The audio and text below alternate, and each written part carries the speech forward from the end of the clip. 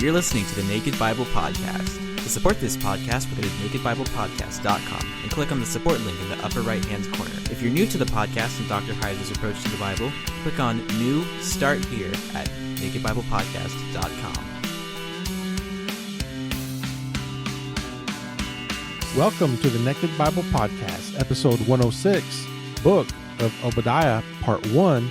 I'm the layman, Trey Strickland, and he's the scholar, Dr. Michael Heiser. Hey, Mike, how you doing? Good. How are you doing this week, Trey? I'm doing pretty good. I'm excited to get back into the books of the Bible here. Yeah, back into the Old Testament, back into everyone's favorite book, the Book of Obadiah. And this is one book that I'm clueless. I do not remember anything, so I'm excited to hear it fresh. Yeah, well, odds are good that you've never heard a sermon or anything on it, so never. It's very neglected. Yeah, absolutely. With only 20 some verses, 21 verses, what can you expect? I think though, I think it's fair to say that this will be yet another example, again, of many that we've had on the podcast of why it's important to have the Old Testament or Old Testament theology floating around in your head in order to understand New Testament theology. And that might sound crazy, like, well, I've never heard anybody going through the New Testament anywhere talk about Obadiah. Well, yeah, that's the problem. Okay, that's the whole point. It actually does contribute to a number of things, theological points in the New Testament. So I think we'll get an illustration of that again. And of course, the corollary to that is kind of, why it's a travesty to not hear the Old Testament preached. And we could do probably a whole episode on why that is, why it's neglected, willful neglect, laziness, just lack of training, who knows. But I've run into people who have sat under ministries that are very public, very high profile, where they've just been told we're not going to bother with the Old Testament, because we're Christians. And it's really a shame. And I think going into this subject, even a book as quote unquote insignificant as Obadiah will sort of reveal why that's a mistake. So we're going to do this in two parts. What I want to do in this part, the first one is essentially sort of overview the book and get into some of the content, some of the theological touch points. Again, things that will, once we get into them, will sound familiar because of things in the New Testament. But I want to save most of that for part 2, but we will get into some of it here. So as far as an overview, the book of Obadiah is about Edom. Okay, it's a judgment oracle against Edom. And so we need to start with, why is Edom important? Why should we even care about Edom in biblical thinking? Well, because it does have a theological role. So the entire book of Obadiah, all 21 verses, is broadly speaking about the relationship between Israel and Edom.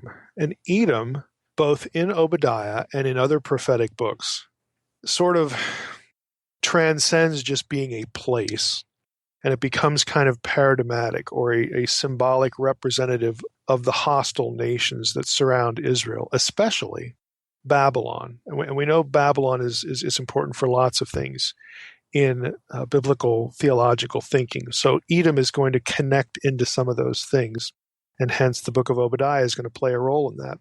So as far as Edom itself, what is it? Well, it's a place name. I think most listeners are going to know that. Harper's Bible Dictionary defines it this way. The name Edom itself is derived from the Semitic root meaning red or ruddy, and given to the area situated south of the Dead Sea on both sides of the Wadi Arabah because of the reddish color of the sandstone of that district, unquote. So it gives you a little bit of a geographical orientation south of the Dead Sea. The land of Edom is also known as Seir, S-E-I-R, in the Old Testament. And Edom was the place where the descendants of Esau, of course, who is the brother of Jacob, who is Israel, it's where they settled. So Edom is the older twin, Esau, Edom, the Edomites. And Esau is the older twin of Jacob and Israel. We know the story about, Isaac, Rebekah, Jacob, Esau, all that sort of stuff. Well, Esau's descendants get associated with Edom because that's where his descendants eventually settle. The point isn't, by mentioning all that Edomites were all descendants of Esau. They weren't. When Esau and his descendants eventually settled there were already people there, so not not every resident of Edom was, from the line of Esau, but again, this is what the area is known for. And there's this antipathy all the way back into the Jacob and Esau story. There's this they don't have the best of relationships, and that is going to eventually sort of play out. But in Genesis, as opposed to the prophets, the portrait of Esau and Edom is a little bit more positive in Genesis than it is in the prophets. By the time we get to the prophetic period, the relationship has really soured. People will remember in Genesis that Jacob and Esau sort of patched things up, maybe took it from a hostile relationship to a bit of an uneasy one, but at least not combative. That's going to get worse because of historical circumstances in the Old Testament. So as far as, again, how the place is portrayed or how Edomites are portrayed, again, in the prophetic books, as I mentioned, it's going to get a little bit worse. Edom's land is, again, sort of symbolic of the adversarial nations for a simple reason, because Edom, like all the other nations, is not Canaan. Remember, Canaan is the promised land. Canaan is the land where Israel is supposed to dwell. It's the land God gives to Israel. It's the land God gives to the chosen seed of Abraham. Of course, and the Edomites are on the periphery of that. They're not included, in the line of Jacob. It's a different line. It's related, but it's not the same. And so Edom becomes, again, viewed the same way as foreign nations would. You aren't Canaan. Okay, you're not. You're not in sort of in the covenantal fold. That idea. That's just the way the prophets again start to talk about the place and the people. In the biblical story, Edom ultimately and unfortunately assists Babylon in the destruction of Judah.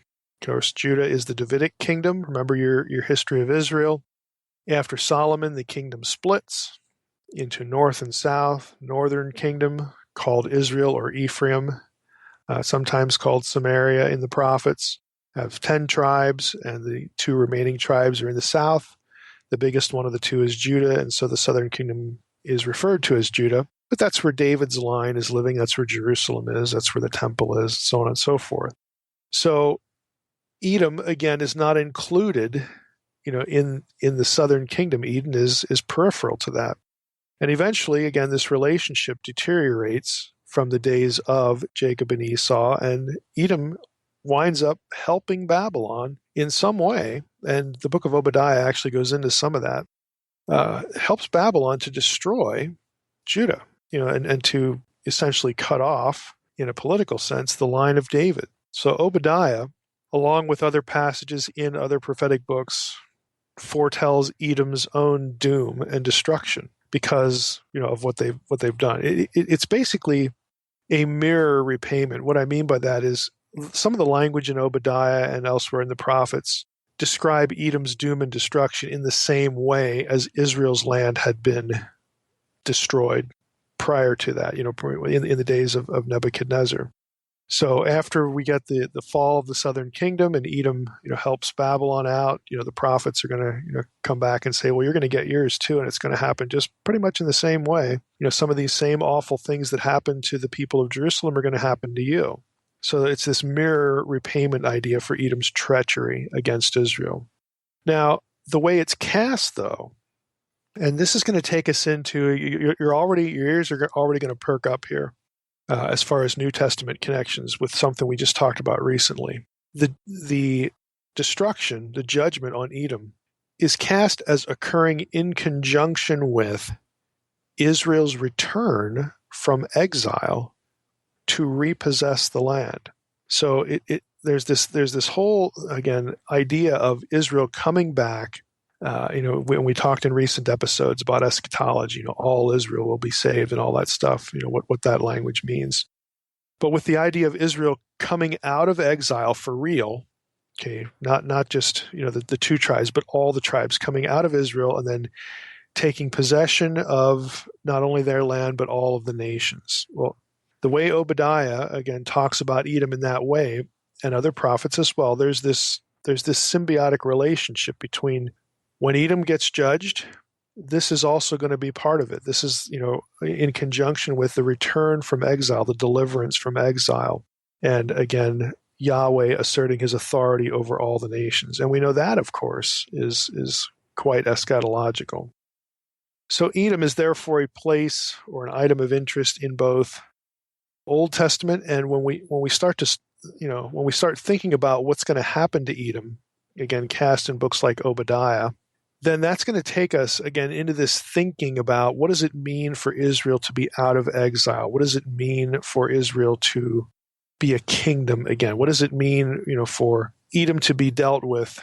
And since there's sort of this, again, symbolic reference to Babylon or symbolic reference to all the nations, how does that play into sort of an already but not yet eschatology? Obadiah actually has something to contribute to the already but not yet eschatology that we've talked about so many times on the podcast.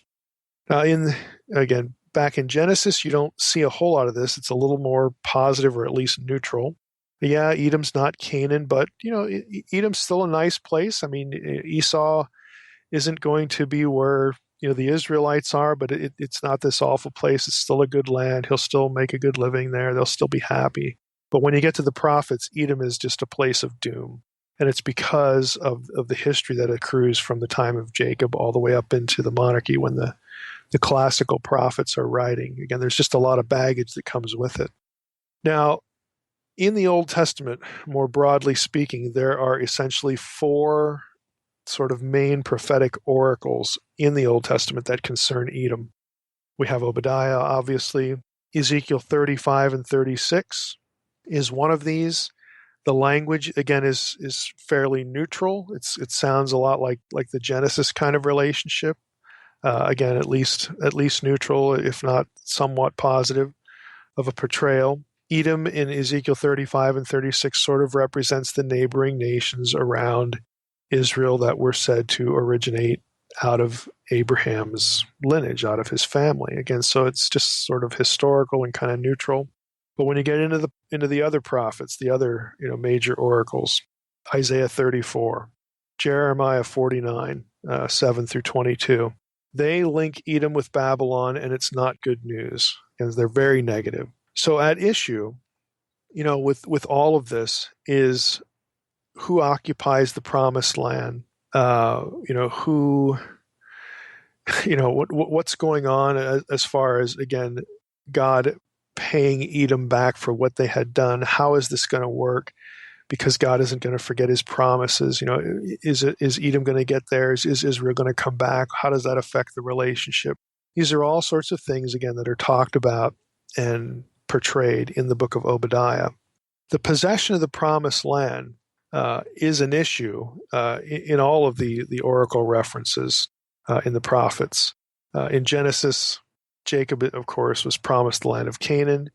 And of course, we know the story when Jacob goes off and does his own thing in Haran with Laban. And when he decides to come back, when he gets prompted by God through circumstances to come back, on his way back, he hears that Esau is coming out to meet him with lots of men, and he gets scared. Maybe intercepting would be a better way to put it. At least that's how Jacob reads it. So Jacob prays and reminds Yahweh of his promise. That's in Genesis 32.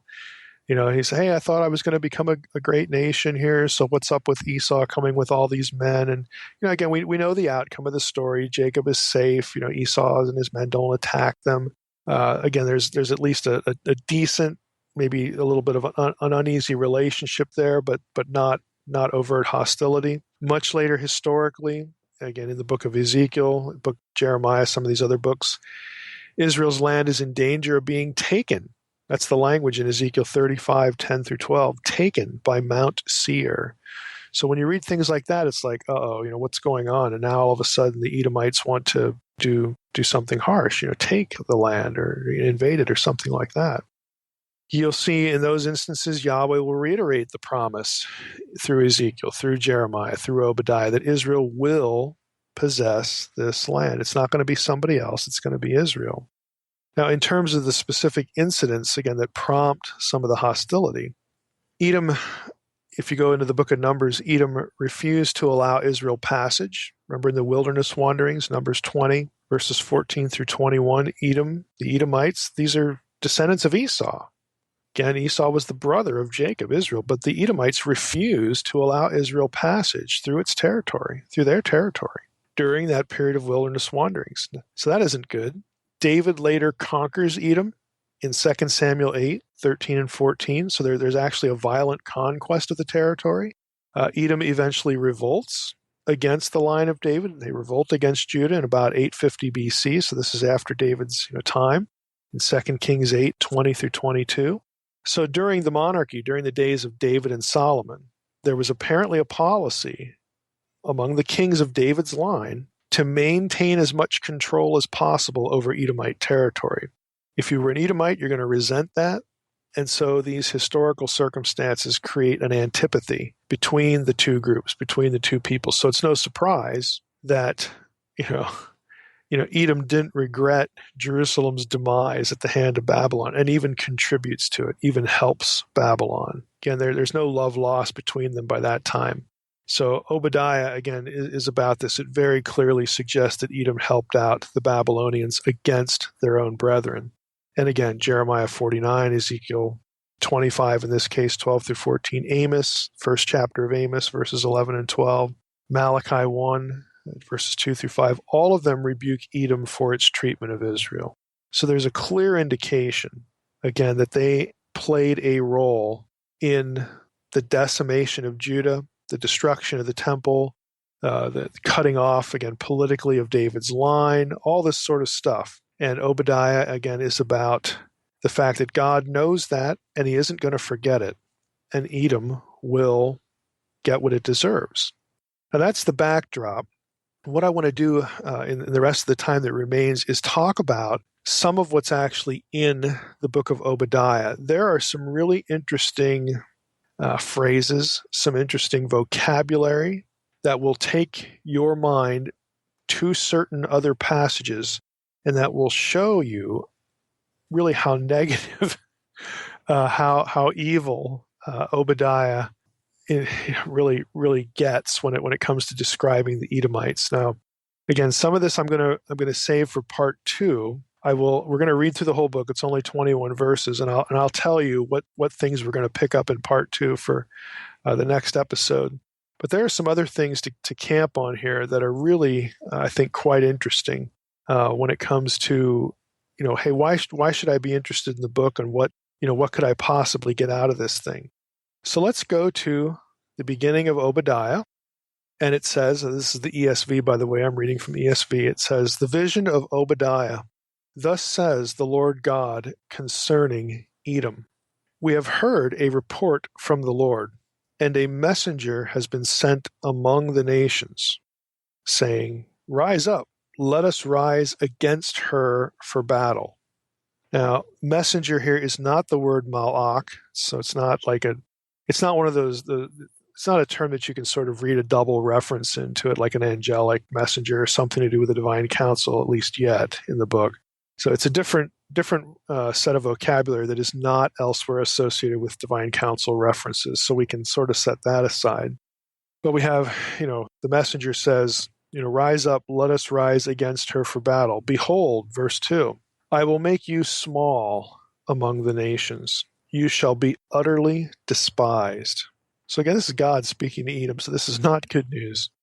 Verse 3, "The pride of your heart." Now listen to the wording here. We're going to spend a little bit of time here. Listen to the next 2 verses. "The pride of your heart has deceived you, you who live in the clefts of the rock, in your lofty dwelling, who say in your heart, Who will bring me down to the ground? Though you soar aloft like the eagle, though your nest is set among the stars, from there I will bring you down, declares the Lord." Now that's Obadiah 3 and 4. And just a few things to notice here. Now, if you're a paper person, I'm sorry you're not going to get this really anywhere. But if you're using either something like Logos Bible software, or you're using Blue Letter Bible, something online that can penetrate the English text, and trust me, I recommend that, because there's a lot to see here that you wouldn't normally see just reading it off paper. Here are a few things. In verse 3, "The pride of your heart has deceived you. you who live in the clefts of the rock. Now, Edom, of course, was mountainous, and it had cliffs and crags, and so it's a reference to the people living in the hill country there. Again, in the heights, but the phrase here is in your lofty dwelling. Now, the word there for lofty is kind of interesting. If you've read Unseen Realm, again, this is sort of almost a point of trivia. I don't expect people to just sort of pluck this out of their head, but if you've read my content for a while, this term will trigger something in your head. The Hebrew term here is marom, which is elsewhere translated the heights. And that is an interesting term because heights is used in the Bible, in the Hebrew Bible, for not just physical heights, but like the heights of Zaphon, okay, the cosmic, theological, supernatural heights. In other words, the place where God lives, the place where the council is, and all that sort of stuff. So are you saying, well, Mike, do the Edomites have anything to do with the divine council? Again, not per se. Just listen to the vocabulary. Edom is viewed as wicked and rebellious. And this is the first term, this is the start in verses 3 and 4 of using vocabulary to label Edom. Vocabulary that is associated with council rebellion elsewhere. So the pride of your heart, I mean, just think about the pride of your heart. Who gets judged in the council for pride? Okay, just start thinking about it. The pride of your heart has deceived you. You who live in the clefts of the rock, in the heights of your dwelling, in your lofty dwelling, who say in your heart, who will bring me down to the ground? Where does the phrase in your heart? Who said something in their heart about, again, rebellion in the divine council? Where does this come from? And it's the same, phrasing. It comes from Isaiah 14. And this is Hillel ben Shakar, the shining one, the son of the dawn, the Lucifer figure. Isaiah 14, verse 13. You said in your heart, I will ascend to heaven. To the heavens? Really? To the heavens, the heights? Really? I will ascend? Above the stars of God. Well, look in verse 4 in Obadiah. Though you soar aloft like the eagle, though your nest is set among the stars. It's the same term, kokavim. What about being brought down to the ground? Okay, in Isaiah 14:12, that is where Hillel ben Shakar, day star, son of the dawn, you are cut down to the ground, to the Eretz. It's the same word here in Obadiah. Who will bring me down to Eretz, to either the ground or to Sheol, to the underworld? Who's going to kill us off? Who's going to beat us? Again, but look at the vocabulary. You've got the heights, you've got Eretz, the ground or the underworld. You've got the stars. Therefore, I will bring you down. Again, this is the same vocabulary in Isaiah 14:12 about God cutting the day star down to the ground. What's happening here is Obadiah is taking something from Isaiah, or again, it's hard to know which literary direction this kind of works. But if you're going to say Isaiah is an 8th century prophet, then Isaiah 14, even if you think it's late, the whole Deutero-Isaiah thing, let's just go with Deutero-Isaiah. 1 to 39 is typically associated with Isaiah in the 8th century. It's before Obadiah. If Obadiah is about the rebellion, okay, the devastation with Babylon, that's post Isaiah. So chances are really good that Obadiah is taking this language of this sort of arch divine rebel, this arch criminal, and he's using vocabulary to label Edom with it. And what's really cool, what's really interesting, is if you recall Isaiah 14, who is Isaiah 14 directed at? Now, again, if you've read Unseen Realm, and if you've read anything else about Isaiah 14, you know that Isaiah 14 is not about the Lucifer figure. It's not about Genesis 3. It's not about these passages. But Genesis 3, Isaiah 14, Ezekiel 28, all draw on the backstory to all of them is a divine rebellion in the council. You have a divine rebel. And that story is used to castigate in Ezekiel 28. It's the prince of Tyre. Who is the target in Isaiah 14? It's the king of Babylon. Okay, and Babylon is associated with Edom in the book of Obadiah because the Edomites helped the Babylonians to destroy Judah. And so Obadiah takes this language, used of, again, supernatural wicked forces that were used, again, to describe Babylon's arrogance, Babylon's pride, and conceptually link them anyway with, again, supernatural divine darkness that rebelled against the divine council, where Hillel ben Shakar wanted to ascend above the stars of God. For Isaiah 14:13, you said in your heart, I will ascend to heaven above the stars of God. I will set my throne on high. I will sit on the mount of assembly in the far reaches of the north. I will ascend above the heights of the clouds. Isaiah 14:14. I will make myself like the Most High. Okay, this language is used in Obadiah to paint Edom with the same brush. Again, it just gives you an idea of not only the contempt that Obadiah again would have brought to it. I mean, because Edom they're just awful. To have done this to Jerusalem is just awful. But it creates this sort of, again, theological bad guy linkage between the Edomites and the Babylonians, and of course the king of Babylon in Isaiah 14, again, with the original divine rebel. Again, they're just getting portrayed the same way. This is how serious it is in the mind of Obadiah. And also, since this is God's speech through Obadiah, God is creating these linkages as well, and basically saying, if you don't think you're going to get judged, think again. Okay, I've had to deal with much bigger problems than you bunch of Edomites down there. Okay, I have dealt with rebellion on a supernatural level, on a cosmic level, in my own counsel. So don't think that you're getting away with anything, because you're not. Okay, it's just really interesting language. Now let's just go back to Obadiah and keep reading verse 5.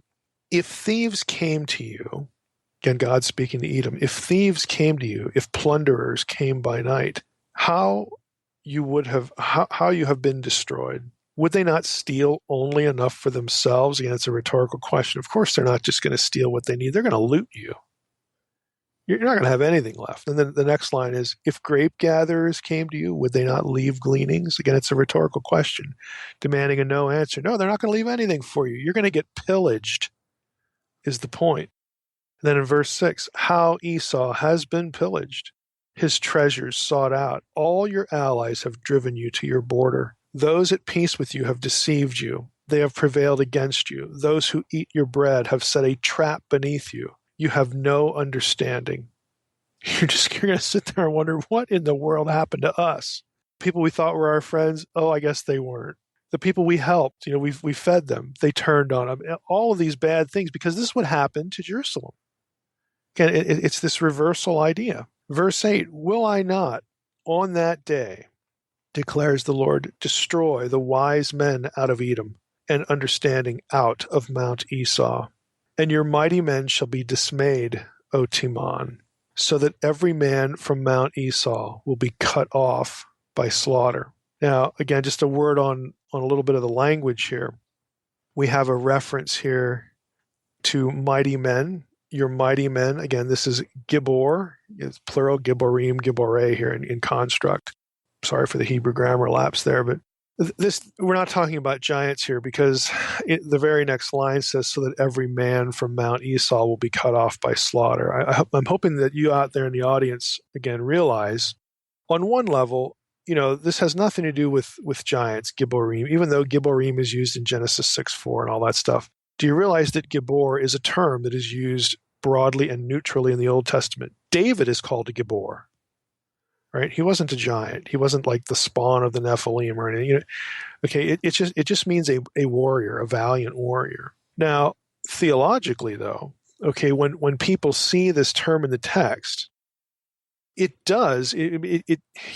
will invariably raise the specter of, I guess I could put it this way, is there a connection back to the evil of Genesis 6:1 through 4? And again, if you've read Unseen Realm, you know that the connection between Genesis 6 and the whole episode, Sons of God, Nephilim, that has deep, deep Mesopotamian roots, and specifically going back to Babylon. So we do have Gibborim here, and it could be an oblique reference to, hey, maybe the gods that you think are going to help you, or you're going to get supernatural assistance or whatever.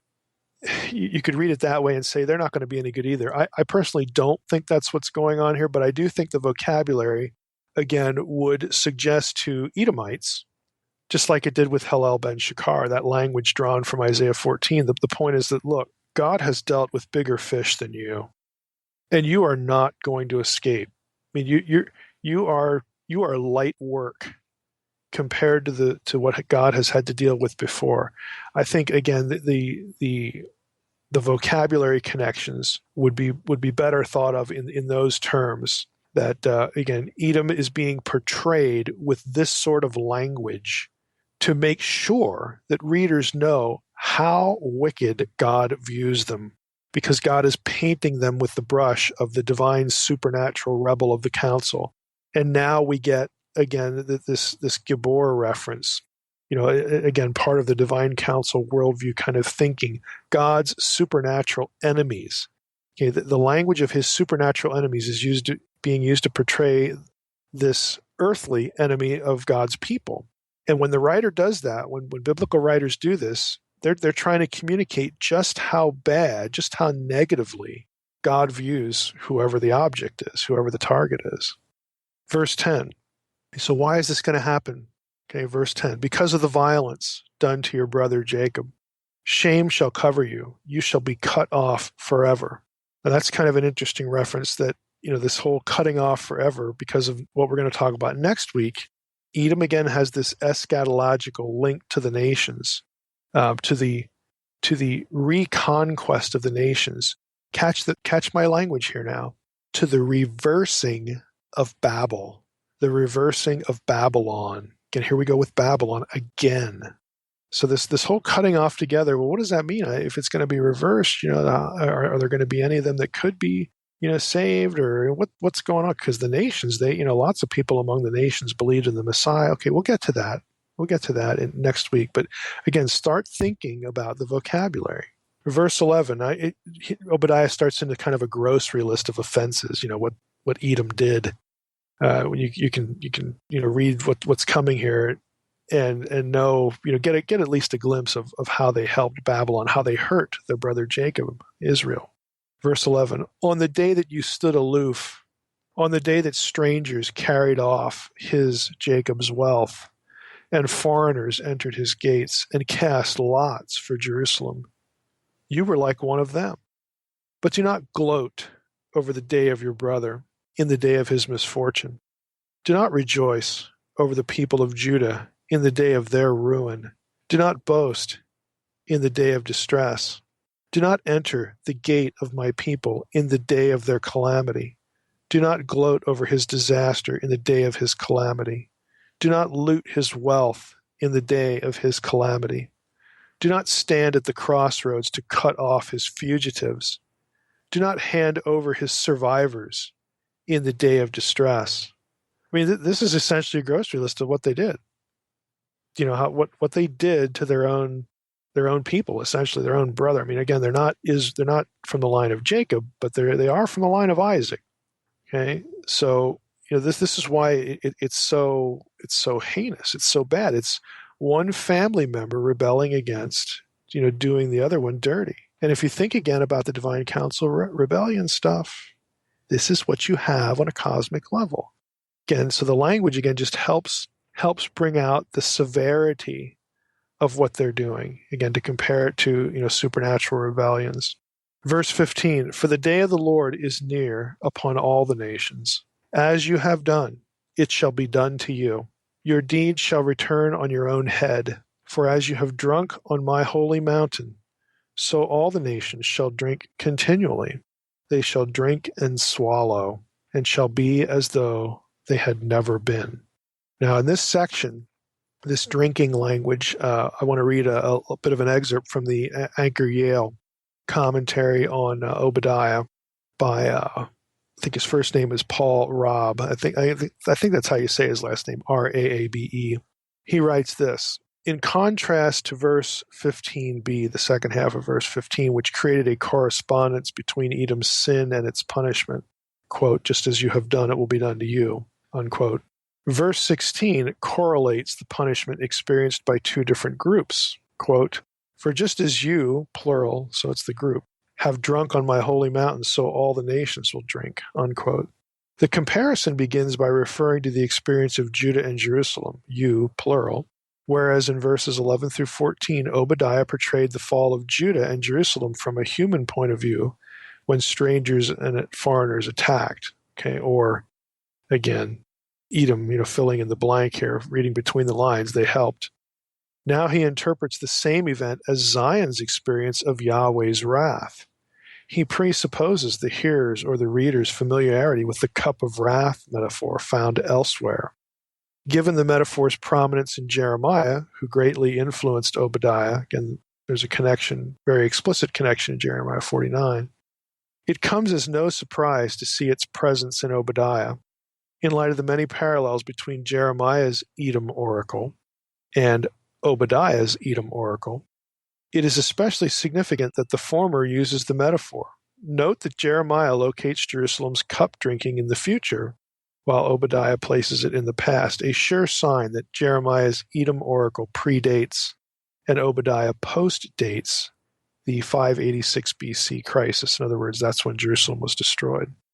And Jeremiah 49:12, he quotes the passage. It says this, for thus spoke Yahweh, look, those Jerusalemites, whose right it was not to drink the cup, will certainly drink, and are you, Edom, one to be exempt? No, you will not be exempt, for you will certainly drink. It's Isaiah 49 or Jeremiah 49:12. The point here is that this language is like, look, Jerusalem and Judah had a very bitter cup to drink from. In other words, they were destroyed. It was horrific, and again, it's the cup of wrath metaphor. And so this little section of Obadiah is saying, guess who's drinking next? You're going to drink the same cup. You're not getting away with anything.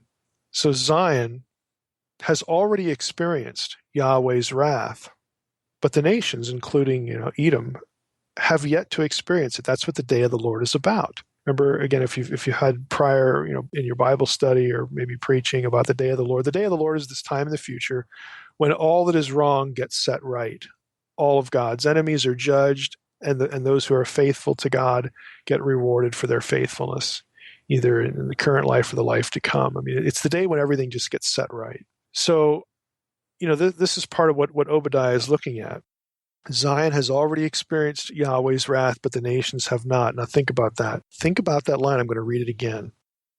Okay, Zion has already experienced Yahweh's wrath, but the nations have yet to experience it. Again, in the future, they're going to be repaid. All of the nations are going to get repaid. There's going to be wrath come against all of the nations because the wrath against Israel, the wrath against Zion, has already occurred. That was the exile. That's what happened to the northern kingdom at the hand of the Assyrians and the southern kingdom at the hand of the Babylonians.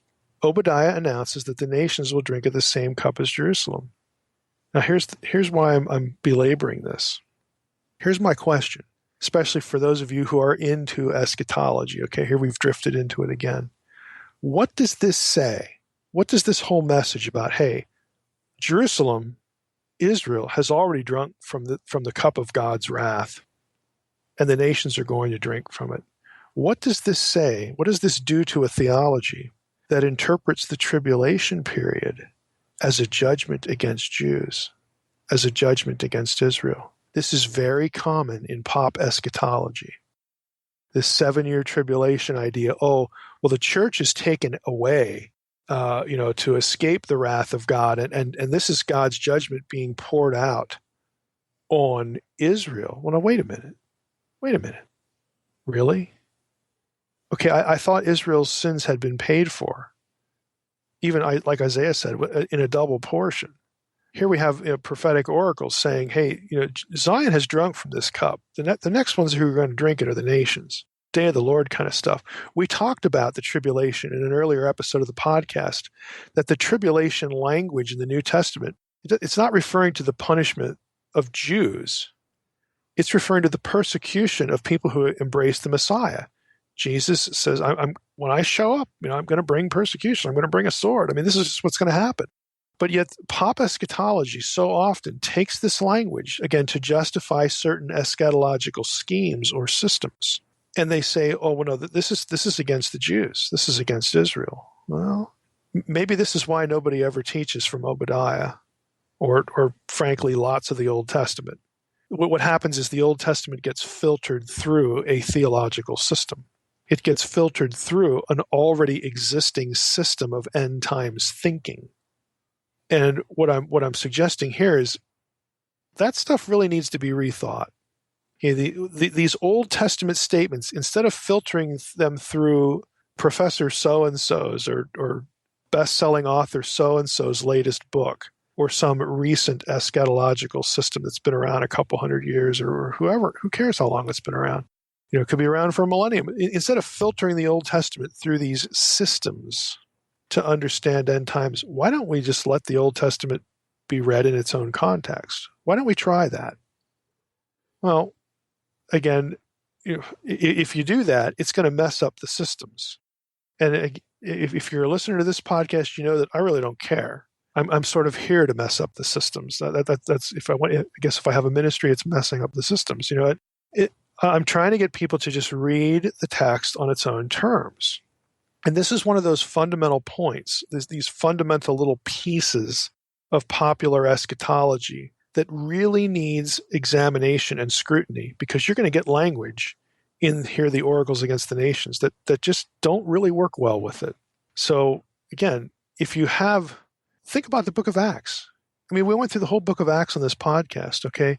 The whole book of Acts shows salvation and forgiveness being extended to Israel, to Jews, the Jew first and also to the Greek. Okay, everywhere Paul, you go through the first 9 chapters of Acts, and all these places that apostles go to are constituent parts of the territories that lie within the boundaries of the promised land, including those portions that went apostate. And the messaging is, look, we are bringing the message of the Messiah to the Jew, to all of the people within, Israel who need to hear the news about the Messiah because it's their Messiah. And once that task is done, then the narrative turns to the Gentiles. Okay, Peter's vision, Paul's calling, as an apostle to the Gentiles. But the point is, nobody's walking around saying, well, who gives a rip about what happens if the Jews believe or not? Because they're going to get punished later anyway. They got the 7-year tribulation bearing down on them. That's God's wrath against the Jews again. That is not the picture that you get in the book of Acts. Forgiveness and salvation are extended to them just as equally as it is to the Gentile. And next week, again, we're going to get into specifically, I'll telegraph it, Amos 9, 10 through 12, and how it's quoted in Acts 15, because the Amos passage references Edom directly, okay, about the house of David being restored. Okay. But what Acts 15 does with it, and I've mentioned this before, in our series on the book of Acts, we got into this a little bit more. Edom, you're going to have to go back and look at it. Edom, in the Old Testament reference, is changed to a different word when James cites it in Acts 15. And it's a really, really telling word, especially with what we've been talking about in these last few minutes. But again, even a book like Obadiah, if you think about Edom, Edom is this representative of Babylon, the other nations. And again, you compare, and we'll do some of this next week, very specifically comparing what is in Obadiah with some Old Testament passages, and again, some New Testament touch points. It does take you into this whole thing about, okay, when did the exile end? What is the tribulation? What's going on here? What about the exile ending and that happening in conjunction with Edom being restored, brought back into the fold with all the other nations? How do we parse that? How do we interpret that? Again, it's taking you into the same questions. Back to Obadiah, verse 17. Now, think about this one. We're going to talk about this one next week too. Again, spend more time on it. Just look at what it says, verse 17. But in Mount Zion there shall be those who escape, and it shall be holy, and the house of Jacob shall possess their own possessions. Verse 18, the house of Jacob shall be a fire, and the house of Joseph a flame, and the house of Esau stubble. They shall burn them and consume them, and there shall be no survivor for the house of Esau, for the Lord has spoken. Escaping Mount Zion. Again, what is this house of Joseph thing? I mean, I could see the house of Jacob because that's Israel. That's like, David's in that line, all that kind of stuff. Well, hey, Joseph's a tribe too. Well, why bring Joseph up? Again, there's some connections here to how Jews were thinking about end times eschatologically that spring, from this passage, Jacob, Joseph. And of course, Esau is the one who's going to be overturned. Verse 19, those of the Negev shall possess Mount Esau, and those of the Shephelah shall possess the land of the Philistines. And they shall possess the land of Ephraim, the land of Samaria, and the Benjamin shall possess Gilead. The exiles of this host of the people of Israel shall possess the land of the Canaanites, as far as Zarephath, and the exiles of Jerusalem, who are in Sepharvarad, shall possess the cities of the Negev. And it's this repossession language. Last verse of Obadiah, just catch this, saviors, plural, shall go up to Mount Zion to rule Mount Esau, and the kingdom shall be the Lord's. Again, we're going to save a lot of that for the second installment, but I think you can see just by reading it that, believe it or not, Obadiah has things to contribute that need to mold our thinking about how we understand what it means to return from exile, what it means for all Israel, Israel, really, the true Israel, to be saved, what it means for the nations to be repossessed by Yahweh in the kingdom. The tiny little book of Obadiah has things in it that need to inform our thinking about these topics, and they are inherently eschatological. So next time, we're going to return to some of these sections and factor in specific connections to, again, New Testament thinking, New Testament language, and in particular, the Amos 9 passage, where it talks about, it connects, again, the rebuilding of David's house, and, again, taking possession of the remnant of Edom. That sort of language, and how that's used in the New Testament and why it's important. All right, Mike, that's pretty interesting there. Who would have thought? Who would have thought? Who would have thought? All right, Mike, well, I want to switch gears here, and you've got an announcement where you're going to be on Coast to Coast at least here in July 3rd. Yeah, the evening of July 3rd, I'm going to be on for 2 hours. Now, that what the producers have told me is I'm going to be on from 10 p.m. to midnight Pacific time, so you can do the math there. And as far as I know, that the topic is going to be unseen realm, because that's what we've talked about in email. Those of you who have heard me on Coast to Coast before, heard me talk about Coast to Coast, know that there's a bit of an unpredictability element to what the host might want to talk about. But hopefully, it'll be about unseen realm content, divine counsel stuff. So if you can tune in, please do. Okay, well, that sounds good, Mike. We anticipate Obadiah Part 2 next week, and just want to thank everybody for listening to the Naked Bible Podcast. God bless. Thanks for listening to the Naked Bible Podcast. To support this podcast, visit www.nakedbibleblog.com. To learn more about Dr. Heiser's other websites and blogs, go to www.drmsh.com.